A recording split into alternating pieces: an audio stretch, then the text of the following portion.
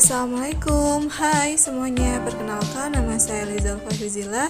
Saya dari Prodi S1 Kebidanan. Di sini saya akan menjelaskan tentang pemeriksaan tanda-tanda vital pada orang dewasa. Dan saya di sini dari Prodi S1 Kebidanan. Oke, apa sih yang dimaksud dari pemeriksaan tanda-tanda vital? Pemeriksaan tanda-tanda vital adalah cara untuk mendeteksi perubahan sistem yang ada di dalam tubuh kita. Tanda vital meliputi suhu tubuh, denyut nadi, frekuensi pernafasan, dan juga tekanan darah. Jadi ada suhu tubuh, denyut nadi, frekuensi pernafasan, dan juga tekanan darah. Itu merupakan pemeriksaan tanda-tanda vital. Nah, pemeriksaan tekanan darah. Apa sih pemeriksaan tekanan darah atau cek tensi? Merupakan prosedur untuk mengukur seberapa kuatnya tekanan darah di arteri saat jantung dipompa. Nah, prosedur ini umumnya dilakukan dengan spigonometer atau tensimeter, baik yang dipompa ataupun manual ataupun secara mesin otomatis.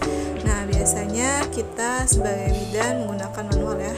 Nah, tujuan pemeriksaan tekanan darah itu adalah untuk mengetahui hasil pengukuran tekanan darah, baik mengukur tekanan darah secara palpasi maupun aukultasi. Nah, mengamati, mempelajari, mempengaruhi posisi tubuh terhadap tekanan darah, mengamati dan mempelajari pengaruh latihan fisik terhadap tekanan darah, dan untuk menilai sistem kardiovaskular. Jadi tujuan pemeriksaan tekanan darah itu untuk menilai sistem kardiovaskular. Nah, cara melakukan pemeriksaan tekanan darah, yang pertama, temukan lokasi denyut nadi. Jadi kita harus temukan lokasi denyut nadinya ada di mana. Lalu pasang manset di bagian lengan. Nah, terus pegang manometer di tangan sebelah kiri dan pegang bola tensimeter di tangan yang kanan. Nah, tahan tekanan udara di bola tensimeter dengan cara memutar skrup pompa searah jarum jam. Jadi gitu ya. Nah, terus pompa manset dengan cara meremas-remas bola tensimeter. Biasanya kamu bisa mendengar denyutnya lewat stetoskop. Nah, kamu taruh tuh stetoskopnya di nadinya. Nah, perhatikan jarum manometernya, terus pompa manset hingga jarumnya menunjukkan 30 mg di atas tekanan palpair dan sistolik kamu. Pada tahap ini kamu tidak akan mendengar denyut nadi. Ya, jadi setelah diremas-remas, perhatikan jarumnya gitu. Nah, terus sambil memperhatikan jarum manometer, secara perlahan lepas pompanya dengan membuka katup berlawanan arah. Jarum jam, pastikan jarum manometer akan turun sebanyak 2-3 poin setiap detak jantungnya. Perhatikan suara denyut nadinya. Begitu kamu mendengarnya, perhatikan angka yang ada di manometer. Hasil angka tersebut adalah tekanan sistolik atau tekanan darah di dinding jantung ketika jantung berdetak. Jadi seperti itu. Jadi sambil perhatikan jarumnya.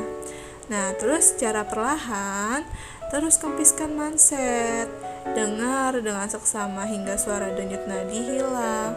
Saat kamu sudah tidak bisa mendengarnya, perhatikan angka yang tertera di manometer. Itulah hasil dari tekanan diastoliknya, tekanan udara antara denyut jantung.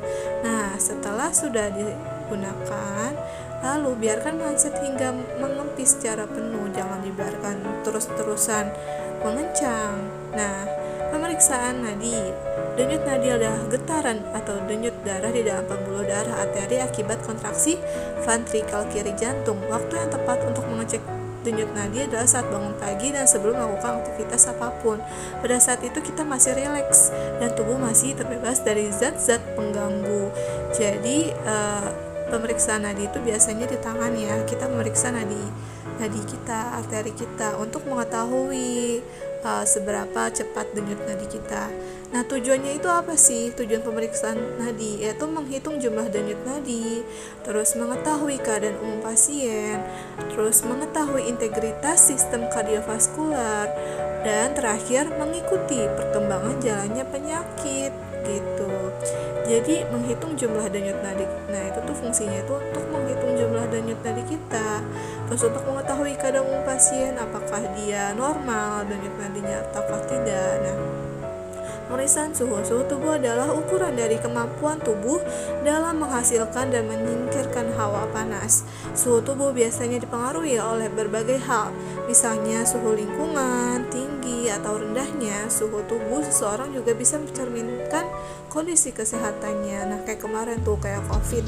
Biasanya kalau suhu di atas 3,37, berapa gitu, itu bisa dikatakan sebagai gejala COVID kan. Nah, terus gimana sih cara memeriksa suhu tubuh? Nah, ada berbagai macam, yaitu ada di bawah ketiak atau aksila, di ketek, nah di dalam mulut atau secara oral, lalu di dalam telinga metode timpanik, lalu ada di dalam rektum atau rektal, lalu ada termometer dahi atau metode non kontak. Nah, biasanya itu kita di mana sih? Biasanya itu kita di ketiak ya, di ketiak ataupun termometer dahi kalau misalnya kemana-mana ya. Terus pemeriksaan nafas.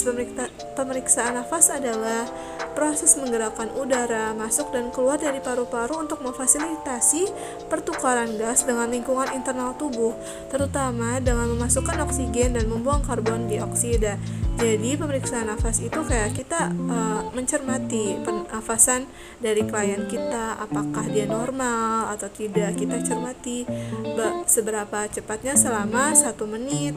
Nah, cara pemeriksaan nafas itu gimana? Nah, pertama, menghitung pernafasan dengan perhatikan gerakan pernafasan dada pasien, menghitung dalam waktu 1 menit penuh.